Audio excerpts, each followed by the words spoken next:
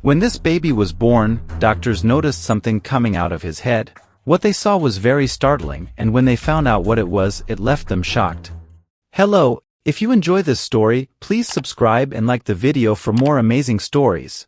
Sierra and Dustin Yoder were over the moon when they learned they were pregnant with their second child. Theirs has always been a whirlwind romance, yet they weathered the storm and got married. Shortly after getting hitched, they had their first child, Beau. The first time Sierra got pregnant, she and Dustin made sure they did everything right. Even though first-time pregnancies are usually very demanding. Now that Sierra was pregnant with the second child, they were already armed with all the information supplements experience needed for this pregnancy. They were certain it was going to be a smooth and perfect journey, but it was nothing short of an emotional roller coaster. Sierra and Dustin weren't people who liked surprises, so they couldn't wait to find out the gender of the baby. "I want a girl I can play dress up with, and who will be a mini-me," Sierra would say. And Dustin would replace, "My sons and I would dominate the Little League teams." Weeks later they went in for an ultrasound scan to get a gender reveal. Unfortunately, they would get to learn something far from any beautiful ideas they had been thinking up in their heads. Halfway through the scan, the doctor's expression became one of worry, and this made Sierra and Dustin in panic. The doctors then told them they'd be having a boy, and quickly urged them to see the neurosurgeon in the next room. Upon hearing this, Sierra's heart leapt into her throat, and Dustin quickly placed his arms around her. Although he was scared to his wits, he thought it was best not to show it. "Why do we need to see a neurosurgeon?" Sierra asked. "No one in particular," and Dustin was too deep in his thoughts to even hear her.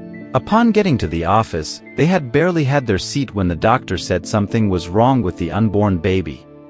He diagnosed the child with encephalocele, a sac-like protrusion or projection of the brain and the membranes that cover it through an opening in the skull. As much as the doctor tried to explain what it meant, Sierra just kept staring at him. She had done everything right, taking her supplements, exercised, so why did this have to happen to her? She shrieked, and Dustin, who was sitting beside her, was too numb to comfort her.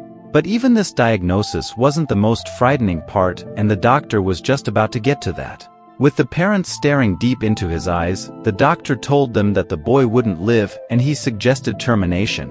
After a little back and forth, Sierra and Dustin agreed. However, on the scheduled date of the abortion, Sierra and Dustin felt differently, and they halted the abortion plans.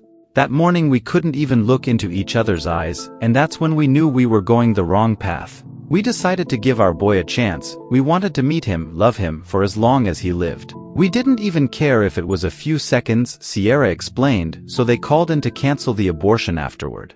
They spent the remaining period of the pregnancy preparing to say goodbye to their beloved baby. Then, on Halloween night, while the family was getting dressed in their costumes, Sierra's water broke. She quickly told Dustin about it, and the family rushed to the hospital. Dustin also placed a call to close family members to tell them that Sierra was in labor, and they needed to rush to the hospital as soon as they could. "We wanted everyone to be present when he was leaving. We wanted to show them that there were so many people who loved him," Dustin said.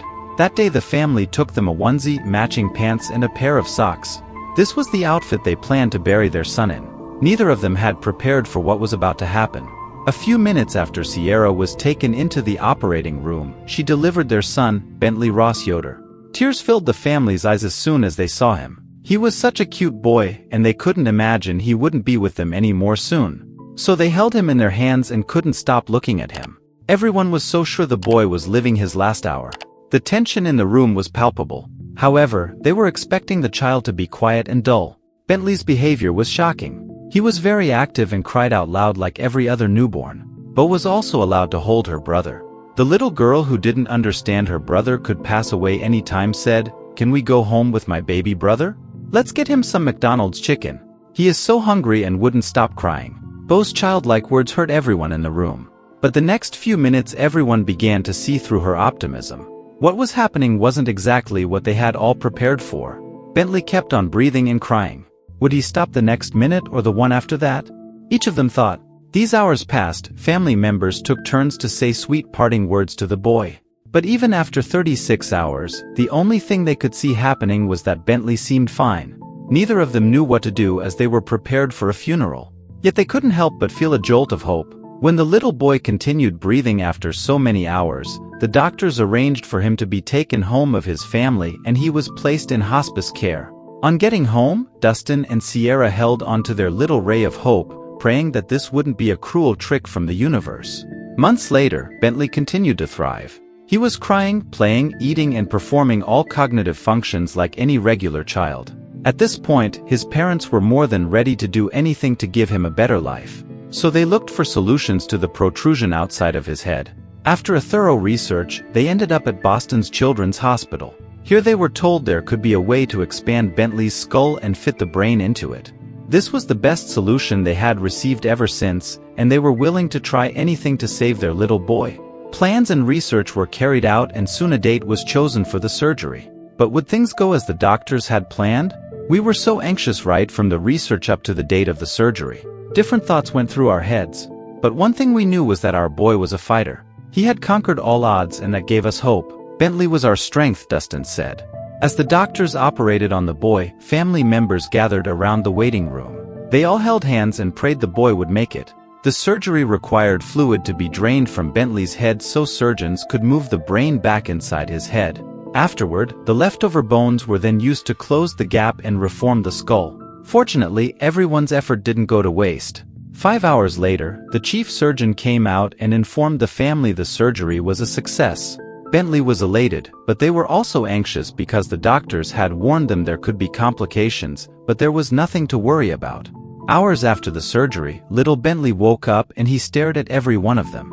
He had so much life in his bright, beautiful eyes. He looked fine, like nothing had just happened. He just laid there staring at us as if to say, "Why are you all staring at me?"